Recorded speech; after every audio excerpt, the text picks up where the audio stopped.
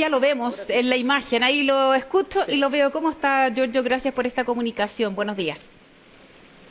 Muy buenos días, Verónica. ¿Cómo estás tú? Muy bien, mire, la verdad ya sabemos todos que hay desde la oposición una diferencia sobre particularmente lo que no ocurrió en el equipo político. Eso ya es un hecho, no tiene mucho más sentido tal vez indagar en aquello. Entonces lo que quiero preguntarles es que con lo que hay, con el equipo que está instalado hoy en La Moneda y a partir de las cifras que entregó la encuesta CEP, ¿usted cree que el gobierno con esta nueva formación pueda reconducir el camino que desea devolver a los tiempos mejores o poner a Chile en marcha, como ha sido la frase de lineamiento de este gobierno, diputado?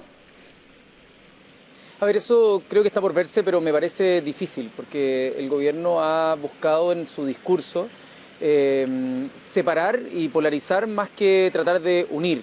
Y en particular endosando la responsabilidad de la frustración de las expectativas que ellos generaron, porque ellos generaron grandes expectativas sobre el crecimiento, sobre el empleo, y que la ciudadanía está viendo frustradas esas expectativas. Y bueno, y el gobierno le echa la culpa, por un lado, a la oposición política y por otro lado, a la guerra comercial entre China y Estados Unidos. Y lo más paradójico es que el gobierno ni siquiera toma postura frente a esa guerra comercial. La observa, la endosa como una de las principales responsables de la frustración de sus expectativas, pero por otro lado tampoco dice qué le parece las posturas que toman ni Estados Unidos ni China. Entonces me parece a mí que el gobierno hoy día ha optado por un camino de confrontación.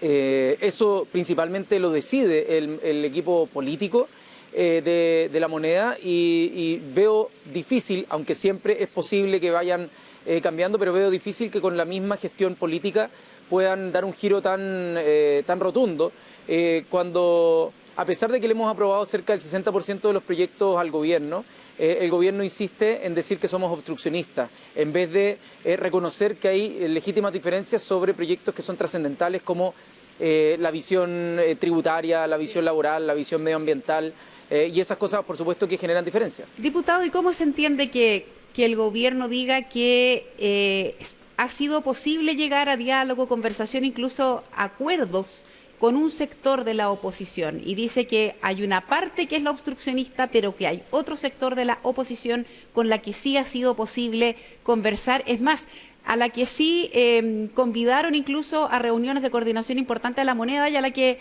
asistió incluso el propio Gabriel Boric y otros personeros en su minuto del Frente Amplio. ¿Cómo se entiende entonces esa dualidad al interior de la oposición?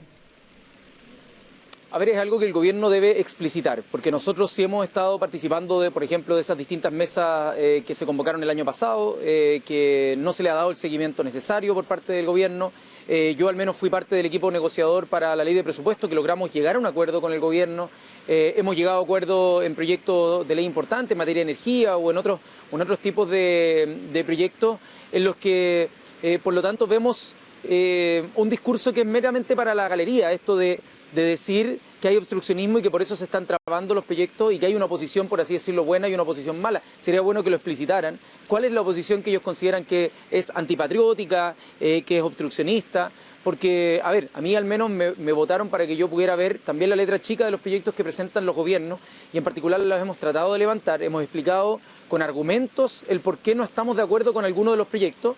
Sin embargo, el Ejecutivo insiste en decir, básicamente aquí están rechazando los proyectos como solo porque los proponemos nosotros. Eso es lo que intentan tratar de dejar como eje comunicacional, lo cual es absolutamente inverosímil, porque nosotros, independiente del gobierno que presente un proyecto, si es que apunta en la dirección contraria de nuestros valores y principios, vamos a hacer nuestro punto de diferencia. Más allá de que el 60% de los proyectos, insisto, del gobierno los hemos aprobado, hay un porcentaje en el cual se juega el modelo de desarrollo, donde creemos que el gobierno tiene una visión cortoplacista. Para atraer inversión a corto plazo lo que quieren es cambiar el sistema tributario para que los más grandes contribuyentes puedan postergar sus impuestos, es decir, darle incentivos tributarios, que no es más que entregarle de alguna manera recursos o el costo de oportunidad de recursos a los grandes empresarios.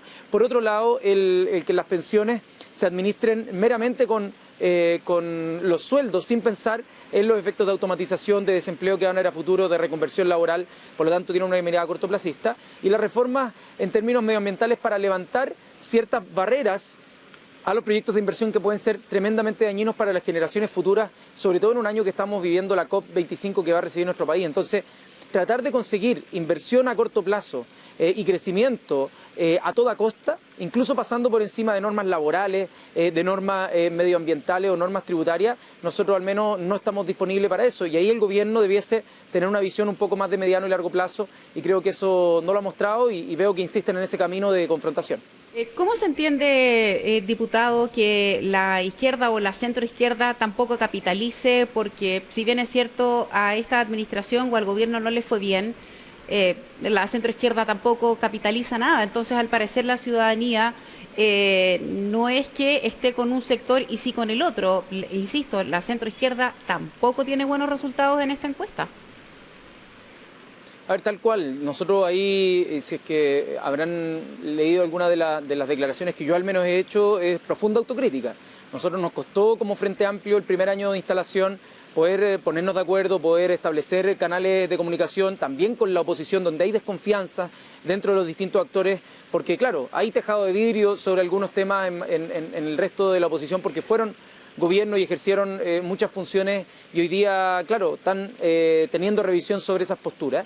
Pero también nosotros creemos que uno de los problemas grandes es que hoy día la población está totalmente desafectada de la política, no ve estos programas de televisión, por ejemplo, y lo vemos en la cifra de cómo se comunican con la política, cómo establecen conversaciones con su familia sobre los temas públicos, y eso está totalmente ausente, y eso es lamentable porque es caldo de cultivo para que personas empiecen a decir son todos los políticos lo mismo, que se vayan todos, que no venga nadie, y que después estemos con un problema mayor al que ya tenemos con una baja participación electoral. Así es como las democracias van yéndose a pique. Nosotros, al menos como Frente Amplio, recogemos el guante, nos queremos hoy día transformar en alternativa de gobierno, por supuesto, pero eso parte de un diagnóstico autocrítico para poder ser parte de la solución. Ahora, esa alternativa de gobierno, ¿cómo se consigue? Usted ha sido bien claro siempre en señalar que hay que hacer una autocrítica y trabajar, pero es por ejemplo, importante decir que de acuerdo a al termómetro político, voy a poner un caso muy particular, el caso de Marcela Cubillos, que al igual que usted tiene un 36% en la encuesta CEP de evaluación positiva. Ella ha tenido fuertes enfrentamientos con el Congreso, en fin, y sin embargo, a juicio de la ciudadanía, ella, al igual que usted, está haciendo un buen papel. Entonces, ¿cómo se concilia la sintonía que pide en alguna medida la ciudadanía, o a lo menos estos encuestados, respecto del termómetro político y de lo que pasa en el Congreso y en ese ámbito? ¿Cómo se concilian ambas cosas? A ver, primero hay que mirar los números que entrega la encuesta, que son una foto nomás, como en perspectiva, porque así como, por ejemplo, a Joaquín Lavín lo conoce más del 90% de la población, y yo no me puedo comparar, por ejemplo, los números con él porque tengo mucho menor nivel de conocimiento, cerca de 64%. También es cierto que la ministra Cubillos tiene un bajo conocimiento, por lo tanto es el público más duro, por así decirlo, del sector de gobierno, del sector oficialista, el que, es cierto, se envalentona, el discurso del miedo también penetra en ciertos sectores de la clase media para poder tratar de conseguir apoyo.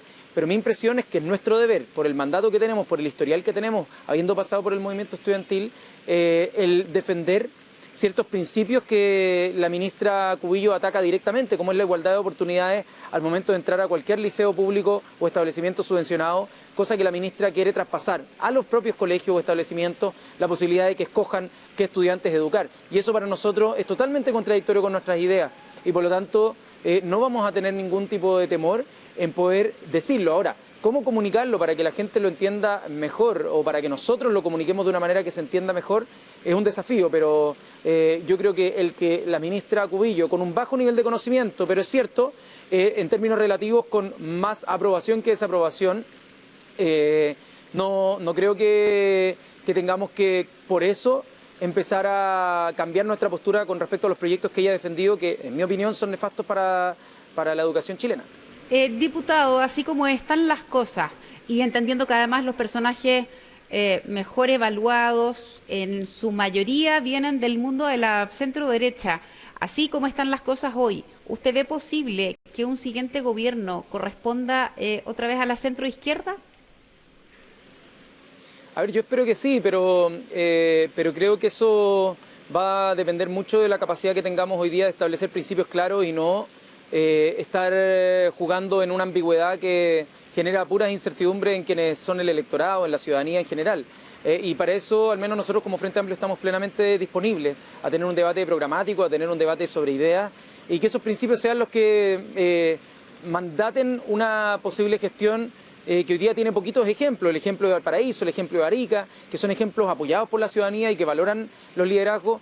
Y yo en eso tendría un matiz con lo que tú comentabas como premisa, porque de los 10 o 12 liderazgos que se ven en la encuesta, 4 son del Frente Amplio, hay otros 2 o 3 que son de lo que fue en su momento la ex nueva mayoría, y el resto son del oficialismo. Entonces yo diría, hay de todo en la valoración política, pero yo creo que más allá de una encuesta, lo que hay que preguntar es qué es lo que queremos para el país. Y ahí mi impresión es que las personas quieren más seguridades y el camino del individualismo está mucho más lleno de inseguridades que de posibles seguridades, y ahí tenemos que encontrar un